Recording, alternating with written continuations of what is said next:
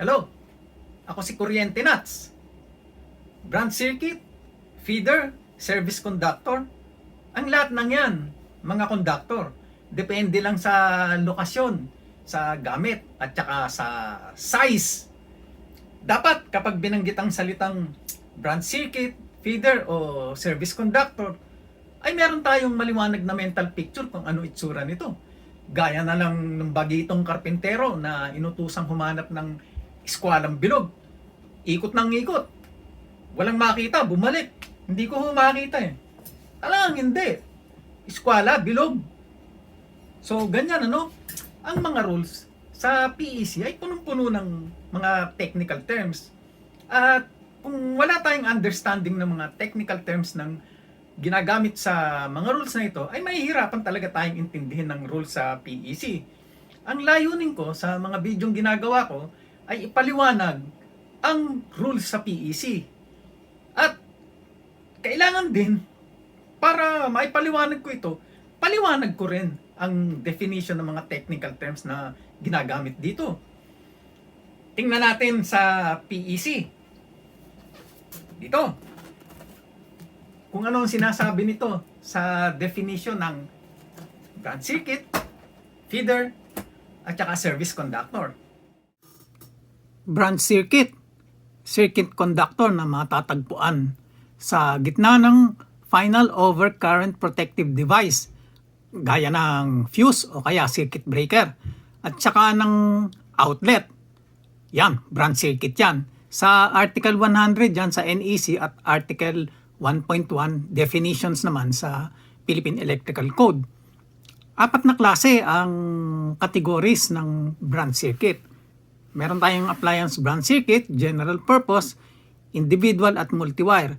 Hindi na natin tatalakayin yung multiwire dahil halos wala namang tayong supply ng 115 volts sa Pilipinas eh. So, ayan ang branch circuit.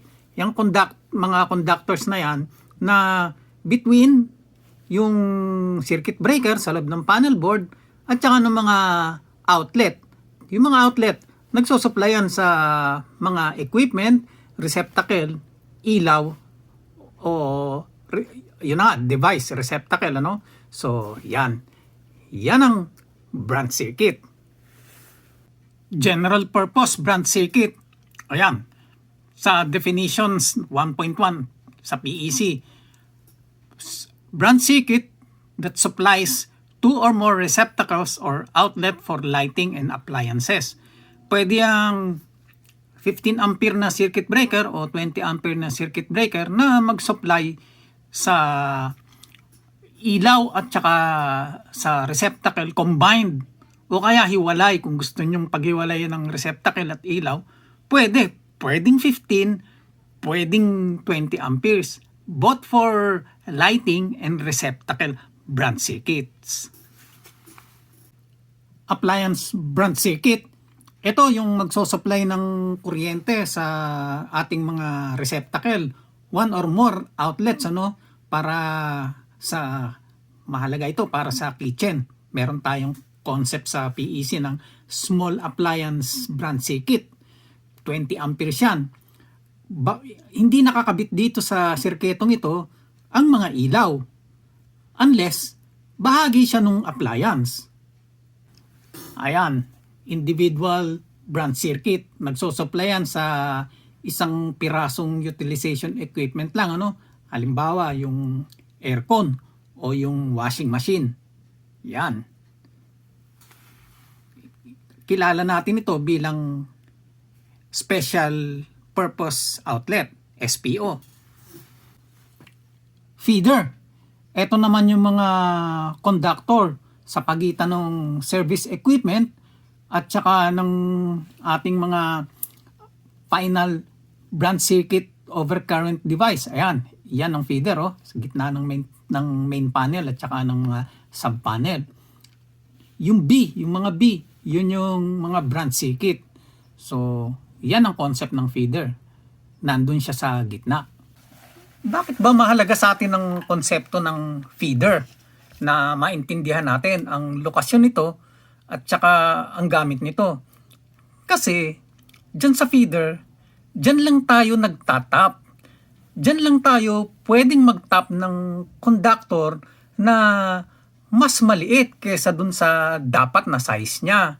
So, may rules dyan. May 10-foot rule at may 25-feet rule na tap conductor na pwede i-tap natin sa feeder.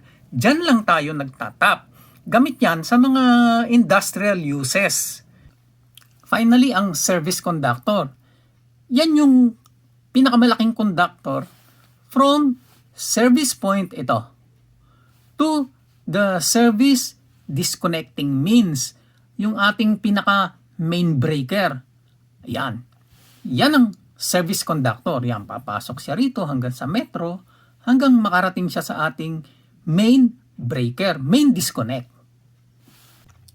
Ito yung complete picture ng ating mga conductors. Mula sa service conductor na mag-uumpisa sa service drop, papunta sa ating main disconnecting means, ayan, service conductor yan. Tapos, papunta sa ating feeder na nasa gitna ng main panel at saka ng ating sub-panel. Feeder conductor ang tawag dyan.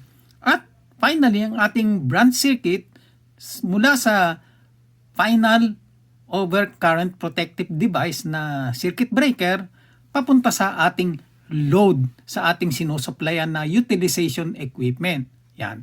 Pwedeng motor, pwedeng receptacle, pwedeng mga ilaw, at mga receptacle para sa appliances. Hopefully, hindi na natin matawag na feeder yung conductor na magsusupply ng kuryente sa aircon at saka sa washing machine. Dapat, meron tayong malinaw na mental picture ng mga kataga o kuryente terms na ginagamit natin para magmukha tayong professional na electrician. At saka pagkausap natin electrical engineer, hindi naman tayo matingnan ng mababa dahil alam natin yung sinasabi natin at alam natin ang kahulugan nito. Gaya na lang nung nakita ko sa YouTube na nagbanggit ng circuit breaker ampacity. Gayong ang gusto niyang sabihin ay circuit breaker rating o size. Walang ampacity ang circuit breaker. Ang may ampacity, yung conductor. Dahil nagbabago-bago ang ampere rating ng conductor, depende sa condition of use. So, isa pa, nabanggit din niya na magkakabit siya ng NEMA 3R sa service equipment. Gayong ang ibig niya sabihin, magkakabit siya ng service protective device assembly dun sa labas. So, paano sisikat at lalaganap yung salitang service protective device na bagong requirement ng batas? Kung ang lagi nating sasabihin, magkakabit tayo ng 3R enclosure sa papunta sa service equipment. Tapos, meron ding tayong kataga na sinasabing line to neutral. Gayong ang totoo, wala tayong line to neutral na supply ng kuryente pinapapasok sa bahay. Line to ground. Dahil yung neutral na sinasabi natin, phase conductor yon, grounded lang. So, okay lang, tawagin natin neutral, nakakagawian eh. Pero, buuin natin yung mental picture na hindi tunay na neutral yung sinasabi nating line to neutral line na yan. So, ayan. So, isipan ko rin na gumawa ng mga video na magpapaliwanag ng mga kuryente terms ayon sa definition ng Philippine Electrical Code para lumawak ang ating bokabularyo at magkaroon tayo ng maliwanag na mental picture ng mga salitang technical tungkol sa kuryente na gusto nating sabihin.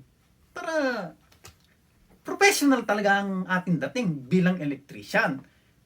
So, ang target kong abutin ng video na to ay yung mga, lalo yung mga bago pa lang pumapasok sa trade ng kuryente. Para alam na alam ninyo yung sinasabi nyong mga salita. So, ayan. Maraming salamat sa panonood ng video na to.